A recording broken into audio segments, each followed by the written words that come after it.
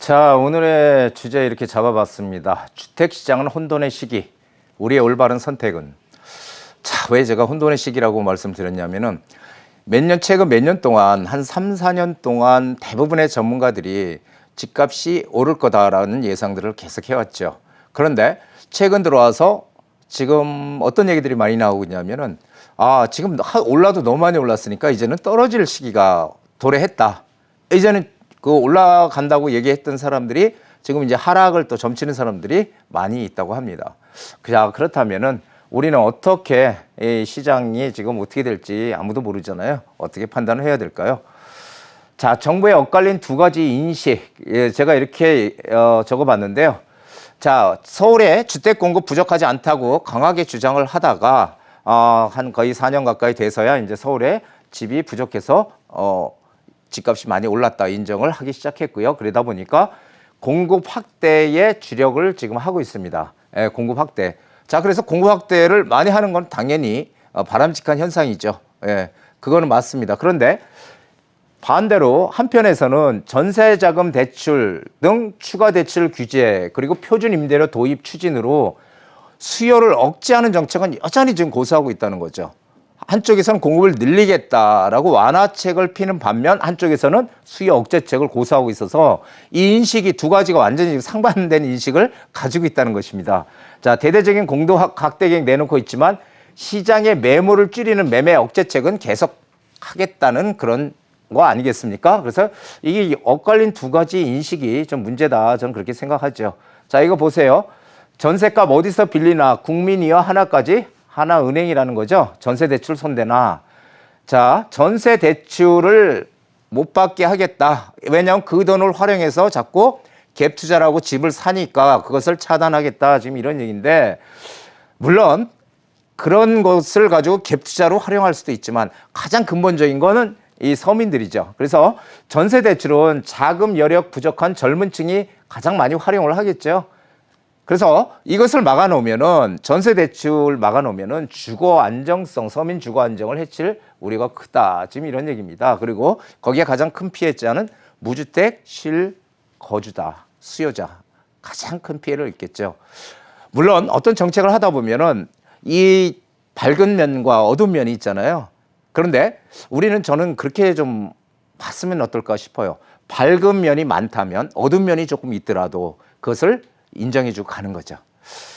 그래서 지금 이런 정책이 지금 또 하겠다고 하고 있고요. 또 하나는 연말에 추가 전세대책 표준 임대료 제도 본격 도입. 자, 이거 지금 본격 도입하겠다고 하는데 이걸 실행하려면은 상당히 오랜 기간 동안 데이터가 쌓여야 되거든요. 쌓여야지 어느 지역의 평균 전세 가격이 얼마다 이게 데이터가 나와야 되는데 아직 좀 시기상조다. 오히려 이런 과정 없이 그냥 막 추진을 하게 되면 어떻게 돼요? 오히려 전세 물량은 줄어들 것이고요. 반전세나 월세 물량은 계속 늘어나서 오히려 전세가 불안을 더 가중시키는 항상 선한 정책이 오히려 안 좋은 영향을 미칠 수 있다라는 거는 전 세계적으로 상당히 많은 사례가 있잖아요. 그런 결과를 날 수도 있다. 그래서 상당히 좀 우려스럽다. 이런 생각입니다. 현재 시장 상황은요. 거래량은 대폭 감소했습니다. 거래 잘 안 돼. 없어 별로. 그런데 거래가 되는 것들은 자꾸 그 신고가가 갱신이 된다는 거죠. 그래서 거래 절벽에도 신고가 속출, 서울 집값 왜 안 떨어지나 이거 기사 내용인데 이것도 거래 절벽은 심화가 되고 있지만 하나씩 거래되는 게 자꾸 높게 거래가 되니까 참 희한한 일이다. 지금 이렇게 얘기들 하고 있는 겁니다. 자, 매물 잠김, 매물이 지금 잠길 수밖에 없다는 얘기를 제가 많이 했죠. 우리 양도세 중과, 그 다음에 취득세 중과, 보유세 중과 모든 게 같이 겹쳐 있기 때문에 이게 매물을 내놓을 수가 없죠. 세금으로 다 세금으로 뺏긴다는 생각들을 사람들이 많이 한다는 거죠. 그러니까 계속 보유를 하고 하니까 시장에 매물이 안 나오죠. 그러니까 수급 불균형이 계속 장기화되는 겁니다. 그러면서 거기서 하나씩 거래되는 거는 신고가를 다시 또 갱신하게 되고 이런 얘기죠. 그래서 이게 지금 수급 불균형 그리고 가장 핵심은 단기적으로 공급할 수 있는 방법이 없다는 거죠. 그러다 보니까 이 계속 상승세는 지금 지속이 되고 있더라 이런 얘기입니다. 자, 현 부동산 시장 상황에 대한 전문가들의 인식은 두 가지로 지금 갈려 있다. 하나는 상승이 지속될 것이다. 아니, 이제 올라도 너무 많이 올랐다. 어떤 통계를 보니까요. 서울의 아파트 값이 4년 평균 87% 올랐다. 이렇게 나온 걸 봤어요. 야, 87%. 참여정부 시절에는 서울의 아파트 값이 평균 56% 올랐다고 알고 있거든요. 5년 동안. 근데 4년 만에 87% 올랐다. 자, 그러니까 너무 많이 올랐으니까 이제 드디어 하락할 시기가 왔다. 이런 얘기죠. 자, 이거 여러분들 어떻게 생각하십니까? 여러분들의 선택에 따라서 향후에 이 재테크의 희비가 엇갈릴 것이다 라고 저는 생각해요. 상승과 하락 시장의 판단은 뭐가 결정해 준다고요? 제가 정말 강의를 많이 드렸었죠. 이 추세가 결정한다. 추세가 그렇다면 상승 추세냐? 지금 하락 추세로 갈 수 있느냐? 이걸 판단해야 된다. 이거 많이 얘기했잖아요. 현 시장은요. 아직도 상승 추세로 지금 진행 중입니다. 하락 요인도 있고 상승 요인도 있죠. 하지만 하락 요인보다 상승 요인이 훨씬 더 이만큼 더 큽니다. 그래서 지금은 아직까지도 상승 추세를 유지하고 있다. 여러분들은 어떻게 생각하시는지 모르겠습니다. 자, 정부 정책 방향에 우리는 순응해야 됩니다. 지금 정책 방향이 뭡니까? 서울의 집을 늘릴 수 있는 방법은 재개발과 재건축밖에 없다는 거죠. 자, 재개발과 재건축인데 현재는 재건축은 일단 아직 풀어주질 않고 있죠. 예, 안전진단을 완화시켜주면은 그게 강남부터 집값 여파가 또 서울 시내 전체로 번질 거다. 그러니까 이건 지금 시기상조다. 하지만 재건축을 묶어놓으면은 공급할 수 있는 방법은 유일하게 재개발밖에 없거든. 그렇죠? 그렇다면은 재개발을 확대해야 된다. 그래서 지금 현재 재개발이 흐름을 주도하고 있다라는 것입니다. 그럼 우리 이 흐름을 따라가야 되는 거죠.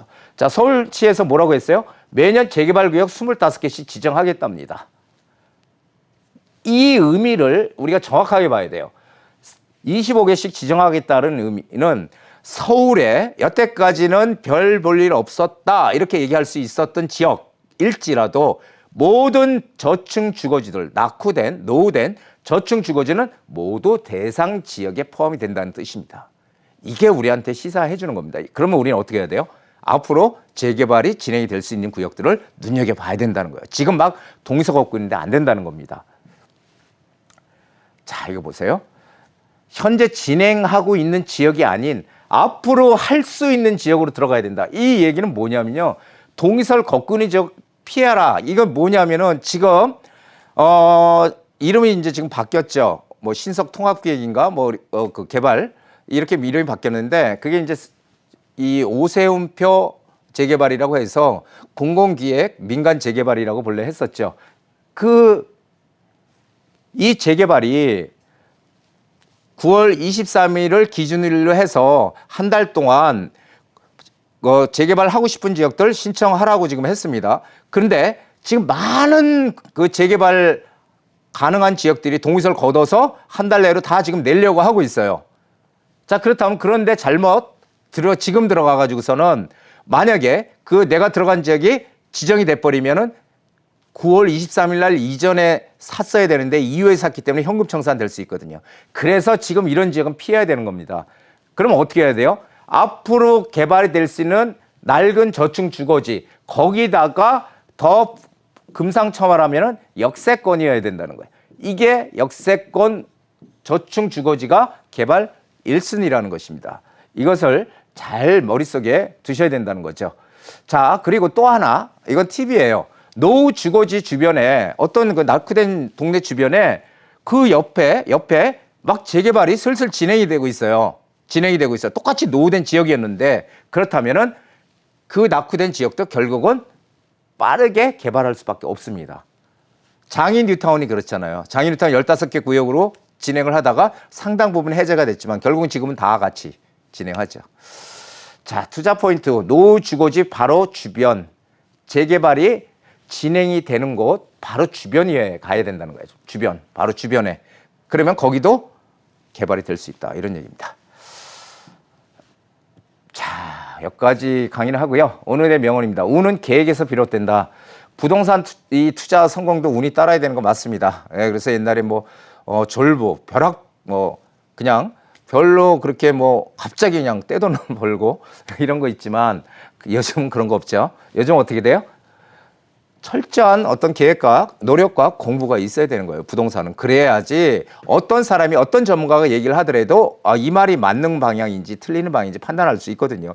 그리고 나서 그 외의 외적인 걸 전문가들한테 의뢰를 하는 건 맞지만 내가 모르면 이게 맞는 건지 이게 맞는 건지 정말 헷갈리거든요. 누구 말이 맞는 건지 서로 다르게 막 얘기를 하니까. 그래서 이런 어떤 철저한 계획, 공부, 노력 이런 것들이 성공을 또 보장할 수 있는 그런 하나의 초기 단계다 이렇게 저는 생각을 합니다. 그래서 여러분도 항상 운이 내가 안 따른다 생각하지 마시고 열심히 노력한 그런 결과를 나한테 행운으로 만드는 그런 시간들 저 방송 보시고 많이 좀 되셨으면 좋겠습니다. 고맙습니다.